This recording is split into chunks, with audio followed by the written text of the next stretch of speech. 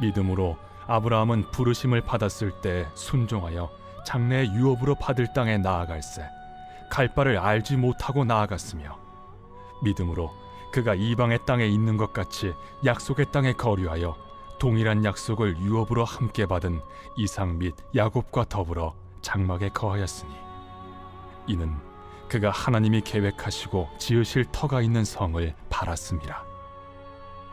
믿음으로 사라 자신도 나이가 많아 단산하였으나 잉태할 수 있는 힘을 얻었으니, 이는 약속하신 일을 미쁘신 줄 알았음이라.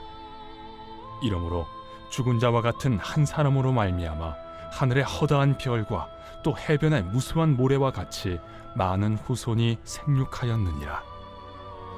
이 사람들은 다 믿음을 따라 죽었으며, 약속을 받지 못하였으되 그것들을 멀리서 보고 환영하며, 또 땅에서는 외국인과 나그네임을 증언하였으니, 그들이 이같이 말하는 것은 자기들이 본향 찾는 자임을 나타냄이라.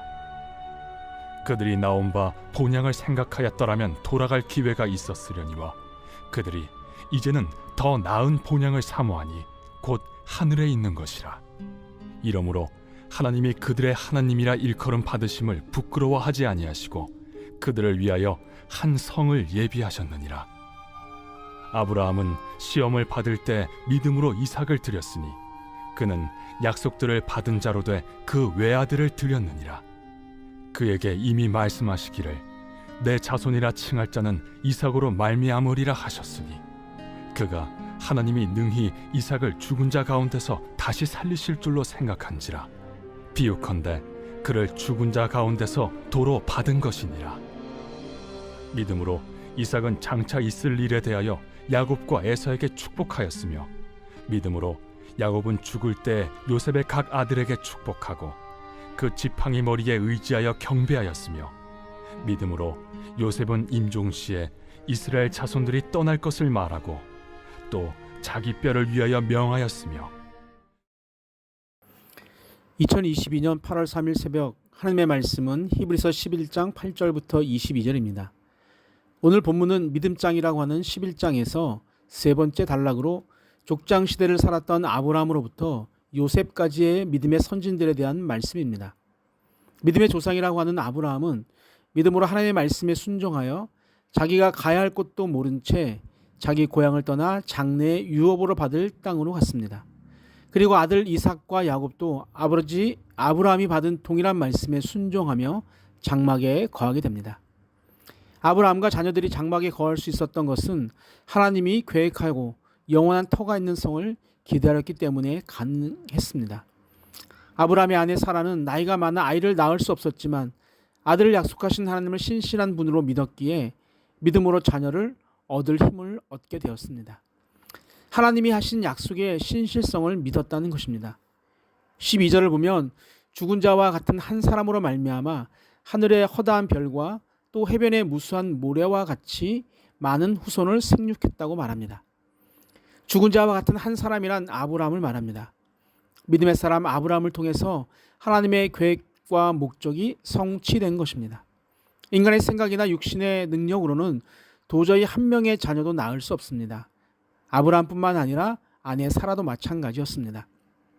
그런데 믿음은 불가능을 가능으로 만들었고, 그 가능성의 크기는 그의 후손들이 사람들이 상상할 수 없을 만큼 크고 위대한 것으로 나타났습니다.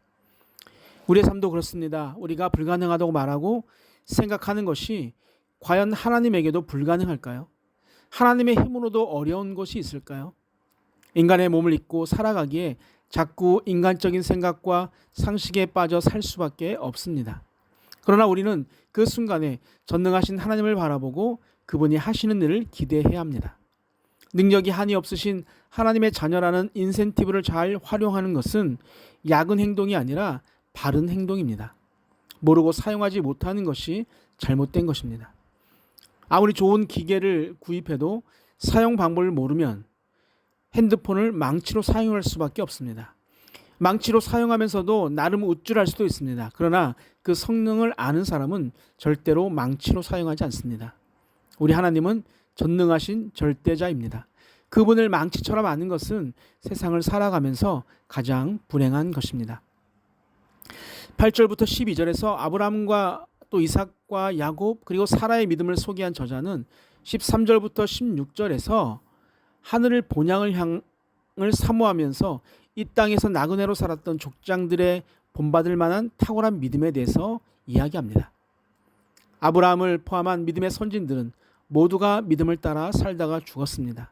하나님께서 약속하신 것을 자신들이 살아있는 동안에 성취되는 것을 보지 못했지만 먼 훗날 성취되는 하나님의 약속들을 영의 눈으로 보고 기뻐했습니다. 자신들이 살아가는 이 땅은 영원히 거하는 곳이 아닌 잠시 머물다 가는 나그네라는 것을 공개적으로 고백하게 했습니다. 우리 안에 이 땅에 나그네로 살아간다는 믿음이 있다면 지금과는 다른 삶을 살 수 있습니다. 나그네는 가진 것이 적을수록 좋습니다. 당장 필요한 것만 있는 것이 행복합니다. 나머지는 다 지고 가야 하는 짐이기 때문입니다. 산을 오를 때 여행을 할 때 필요할 것 같아 잔뜩 가방에 넣은 짐이 얼마나 등산이나 여행을 힘들게 하는지 모릅니다. 가끔 공부하기에 대전이나 지방에 가는 경우가 있습니다. 2박 3일이나 3박 4일 동안 있을 것을 생각하고 짐을 싸서 내려갑니다. 그런데 반 이상은 열어보지도 입어보지도 않고 다시 가지고 올 때가 많습니다. 여행을 갈 때도 마찬가지입니다. 최소의 짐을 가지고 가는 것이 현명한 여행 준비입니다. 이 세상이 그런 여행의 시간이고 나그네의 시간이라는 확신이 있다면 그 이후에 내가 살아야 할 곳은 다른 곳이라는 확신이 있다면 지금 여기서 풍성하지 않다고 불평하지 않을 수 있습니다. 이것저것 가진 것이 많아서 늘 불안하고 불편하게 사는 사람들을 부러워할 이유가 없습니다. 우리도 믿음의 선진들처럼 나그네라고 고백하며 본향을 찾는 자가 되길 바랍니다. 그리고 우리가 가야 할 곳은 태어나고 자란 고향이 아니라 더 나은 본향입니다. 그 본향은 이 땅에 있지 않고 하늘에 있습니다. 이 땅이 아닌 믿음으로 더 나은 본향을 기다리는 자들을 보시고 하나님은 그들의 하나님이라 불리우는 것을 부끄러워하지 않으시고 그들을 위해 한 성을 준비해 놓으셨습니다. 더 나은 본향을 사모하는 자들의 행동은 어떨까요? 히브리서 저자는 아브라함이 아들 이삭을 드리는 사건을 꺼내어 설명합니다. 100세 얻은 아들이 얼마나 귀할까요? 말로 어떻게 표현할 수 없을 것입니다. 그런 아들, 그것도 외아들을 하나님의 말씀에 순종하여 3일 길을 걸어 모리아 산에서 바칩니다. 비록 하나님께 바치는 것은 외형적으로는 실패했지만 하나님은 이미 그의 속마음을 보시고 아브라함의 예배를 받으셨습니다. 아브라함이 아들 이삭을 드릴 수 있었던 것은 약속을 받아 낳은 아들이라는 확신 때문입니다. 하늘의 별과 바다의 모래처럼 많은 자손들이 이삭으로 말미암아 이루어진다는 말씀을 믿었기 때문에 자신의 칼을 들어 아들을 하나님께 바친다 해도 이삭을 다시 살려주실 것을 믿었습니다. 죽은 사람들 가운데서 다시 받은 것입니다. 하나님의 약속으로 태어난 이삭은 야곱과 에서에게 미래에 일어날 일에 대해 축복합니다.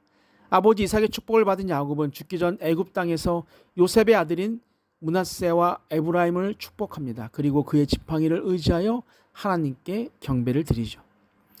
권사님들이 자주 하나님께 예배드리다가 하나님 나라 가는 것이 소원이라고 말씀하십니다. 야곱은 베델에서 제단을 쌓아 예배를 드린 사람입니다.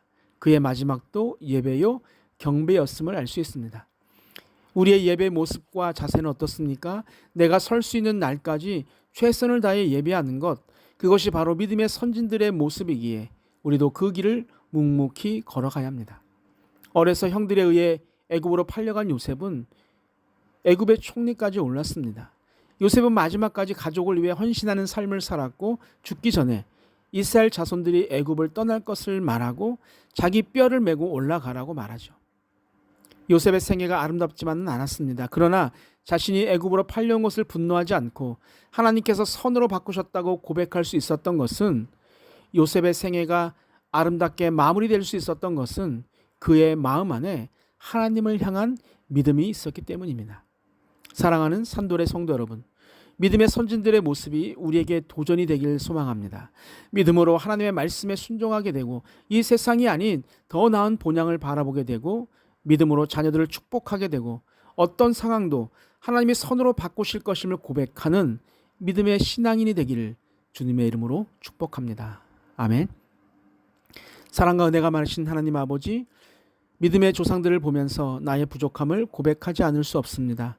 그럼에도 우리의 작은 믿음을 책망하지 않으시고 기다리고 기다리시는 하나님을 잊지 않고 날마다 조금씩 성장하는 믿음의 길을 걸어가게 하여 주옵소서. 무더위 속에 건강으로 함께 하시고 산돌의 가정과 사업장과 직장과 학업 위에 하나님의 크신 은혜가 임하길 바랍니다. 영원히 함께 하시는 감사하신 예수님의 이름으로 기도하옵나이다. 아멘. 우리 함께 기도합니다. 첫 번째, 하나님의 말씀에 이유를 따지지 않고 순종하는 믿음을 주옵소서. 두 번째, 한 영혼이 온 가족을 구원으로 이끌 수 있는데 내가 그 역할을 감당하게 하옵소서. 세 번째, 마지막으로 세상의 욕심을 두기보다 더 나은 본향을 향한 욕심을 갖게 하여 주옵소서. 우리 함께 기도하시겠습니다.